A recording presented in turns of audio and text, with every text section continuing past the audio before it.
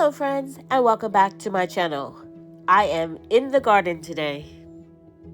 So I'm doing the Every Bit Counts challenge for the month of August, and this I picked in my garden, and I'm going to show you what I did over the last 2 weeks. I've been trying to get these videos up, but yep, I'm still having trouble uploading. It's definitely the coverage that I have in my area, because if I go somewhere else, I'm able to upload a video in no time. So yeah, it's definitely my area that I live in, even though I'm like not even a mile from the actual store that I bought my phone from. But anyway, so I'm going to show you what I did with these peppers and these greens and some other things that I've done over the last 2 weeks of the Every Bit Counts challenge. And I'm going to try to condense these videos into, instead of doing them individually, I'm going to do a couple of them as one. And hopefully I'll be able to get them uploaded. So the first thing I actually do with my greens is I wash them, and I actually put salt in the water, just to draw out any anything that's in there. And I actually have my peppers right here, right next to them. I'm actually going to cut these up, cut out any bad spots, and I'm going to dehydrate these into pepper flakes. That's what I'm going to do with these. Okay, so all those hot peppers I have roughly chopped up and put in my food dehydrator, and I had a few that I had collected previously in the season in my freezer, probably about 2 storage bags full, and I chopped those up and I'm going to dehydrate them as well. So that's my Every Bit Counts challenge. One of the things I'm going to be preserving for the month of August. Okay, so I'm sitting here processing these greens that I got from the garden, and this is going to be my tip for you for easier processing than I was doing and have been doing for years. So this is my Every Bit Counts challenge food preservation for today. But it's also going to be a tip on how to process these a little easier. So I have my cutting board here, my knife, and I cut the ribs out. What I call the ribs is this line going down here. That's what I call the rib. I don't know if that's what the right terminology is for it, but that's what I call the rib. So I just take my paring knife and I cut it out. So just like this. And I've been doing this for years, ever since I've had a garden. And quick and easy, right? I have been doing this way for years, like I've said. And then I would just roll it up and slice it up like that. Pretty much. And that's how I would preserve it. Put it in the bucket.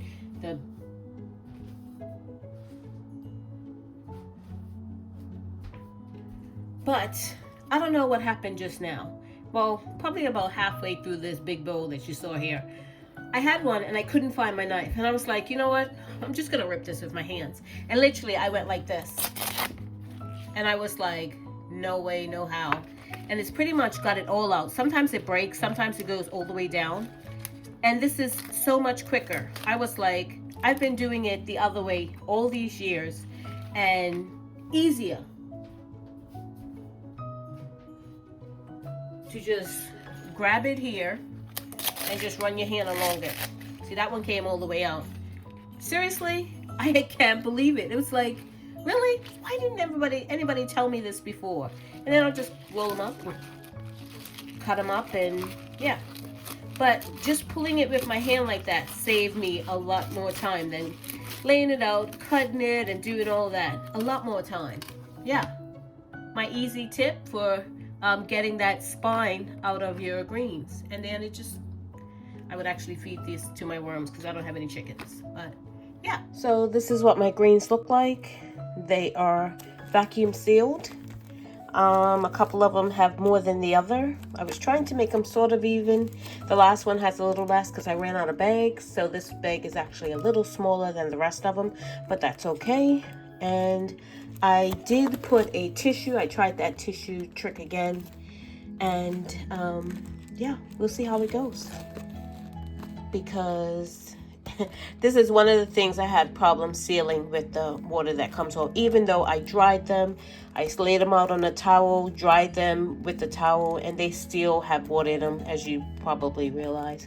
But yeah, so I just marked them greens, $8.25 on all of them, and they're gonna go in the freezer. And this is what I preserved today for the Every Bit Counts Challenge, August 2025.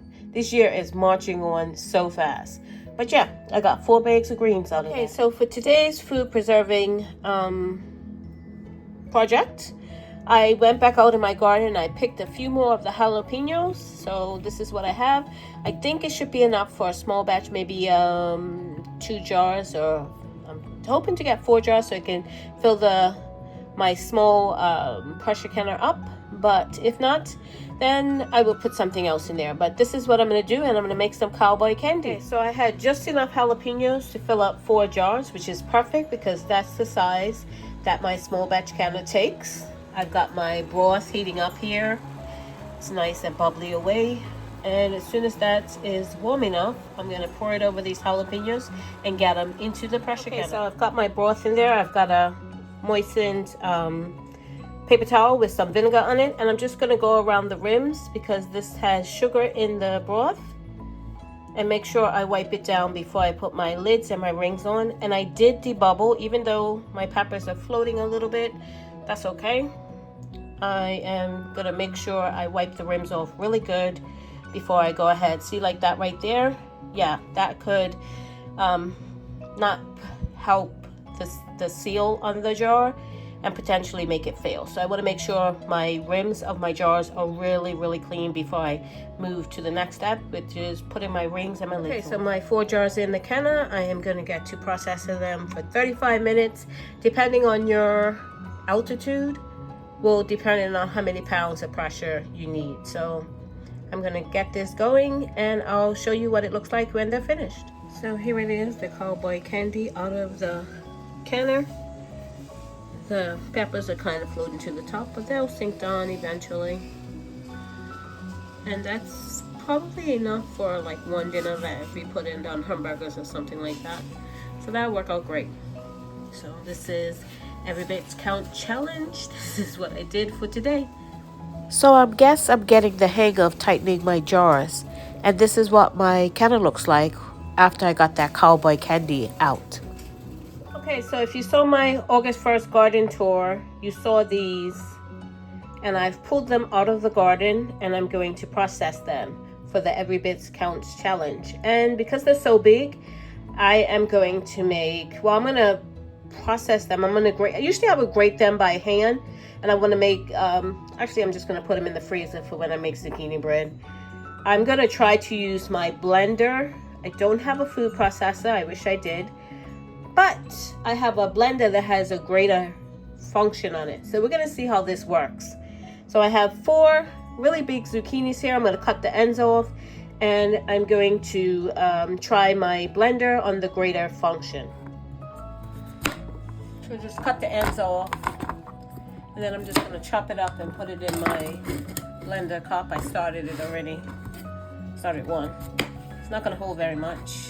But I got to do this in stages.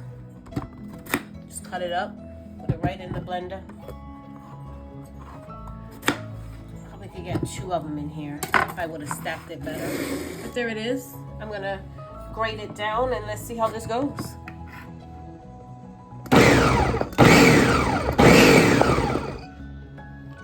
Seems to be doing okay. I guess I will continue with this. Okay, so I got my zucchini done. I've got 1, 2, 3, 4, 5, 6 bags, and they each have 2 cups in it. That's what my recipe calls for.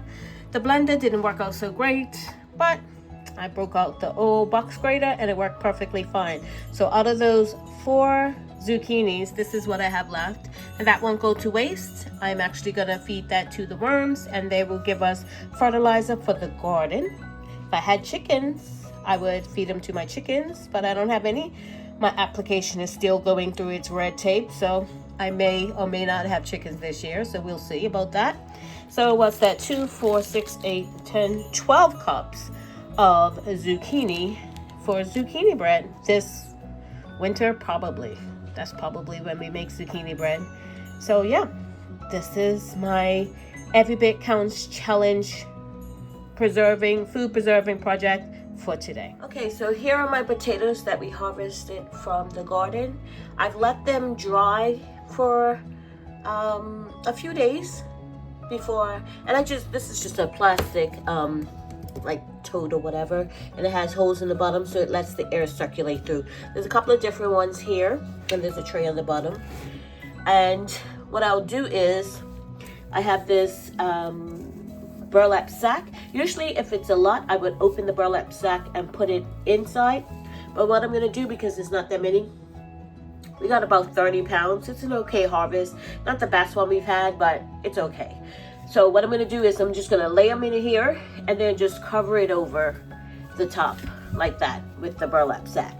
And then the red ones, this is an old basmati rice bag that I kept. And yes, I do keep my bags. And I put those in there. That's the red ones. And I'll just close that up and fold it over. There weren't that many red. So all in all, we got about 30 pounds of potatoes from our seed potatoes, which was about, I believe, 5 pounds. I'm not exactly sure, but I'll go back and check. So 30 pounds from 5.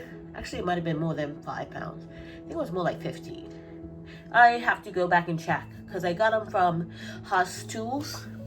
That's where we got our seed potatoes this year. So there's a couple of different ones in there, but I don't mind. I just put them all together, and then the red I just separate. And the little ones you see in there, we'll just use those. We'll just wash them up and use them whole like that in soups and stews and stuff like that going throughout the year. So that's what we're doing for Every Bit Counts Challenge today with our food preservation. Really easy. Pretty much takes care of itself. This is where we would store them, in a cool, dark, dry place. And as you can see, it's very dark. But there they are. And that's where they would get stored, and we'll just use them up throughout the winter. So the next few picks are just things I've harvested out of the garden in the first 2 weeks of the Every Bit Counts Challenge.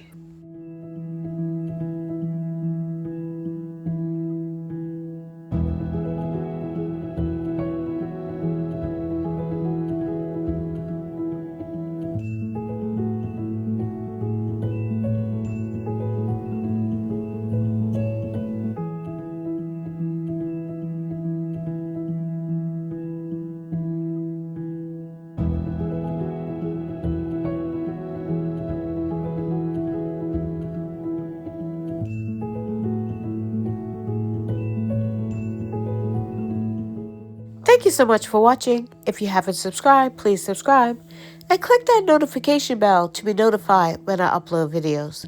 God bless, and remember, stay safe and keep prepping.